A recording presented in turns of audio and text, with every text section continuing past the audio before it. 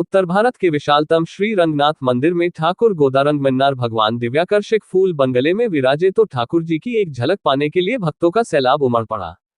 केंद्रीय मंत्री साध्वी निरंजना ज्योति भी आराध्य की इस अद्भुत छवि को निहारने पहुंची।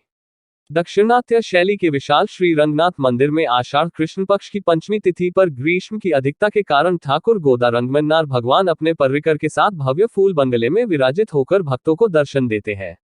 भक्तों को ठाकुर जी की इस अलौकिक छवि के दर्शन वर्ष में केवल एक बार सुलभ होते हैं। रविवार की सांय जैसे ही दर्शन खुलने का इंतजार खत्म हुआ, भक्तों की भीड़ मंदिर परिसर में उमड़ पड़ी। हर कोई इस अद्भुत दर्शन को लालायित दिखाई दिया। केंद्रीय मंत्री साध्वी निरंजना ज्योति ने भी ठाकुर जी के दर्शन कर पुण्य लाभ लिया। मंदिर सीईओ अनघा श्रीनिवासन ने केंद्रीय मंत्री का स्वागत कर मंदिर के इतिहास से अवगत कराया। वर्ष में एक बार मनाया जाने वाला उत्सव है जिसको बोलते हैं फूल बगला उत्सव बोलते हैं, जिसमें भगवान जो है एक फूलों के द्वारा बनाया हुआ एक बगले के अंदर भगवान जो है अपने आलवार आचार्यों के साथ में पधार करके और दर्शन देते हैं। ये साल में एक ही बार ये उत्सव मनाया जाता है। अभी मैं अक्षय पात्र में होकर के आई हूँ विजिट करके। अक्षय पात्र भगवान कृष्ण की कृपा से, राधा रानी के कृपा से इतना सुंदर चल रहा है। उसके बाद में बिहारी जी के दर्शन करके अभी रंगनाथ मंदिर के पहली बार रंगनाथ मंदिर जी में भव्यता दिव्यता में देख रही हूँ। शायद हर साल होता है, लेकिन मैं आज पहली बार इतने भव्य और दिव्य दर्शन हुए। मैं ईश्वर से प्रार्थना करती हूँ कि रंगनाथ भगवान और ठाकुर जी में कोई अंतर नहीं है।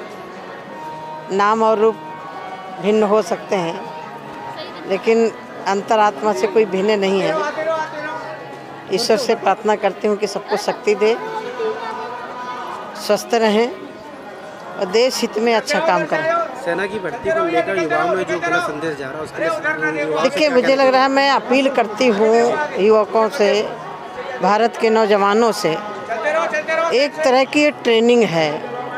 हम सेना में भर्ती होने के लिए जाते हैं, दौड़ लगाते हैं और कई बार फेल हो जाते हैं। ये माननीय प्रधानमंत्री जी की दूरगामी सोच जो हमारा हाई स्कूल तक की है, वो बच्चे को भी हम उसमें ले रहे हैं। और जब वहाँ से 4 साल के बाद निकलेगा, उसके खुद के लिए रोजगार के लिए इतना पैसा सरकार देगी।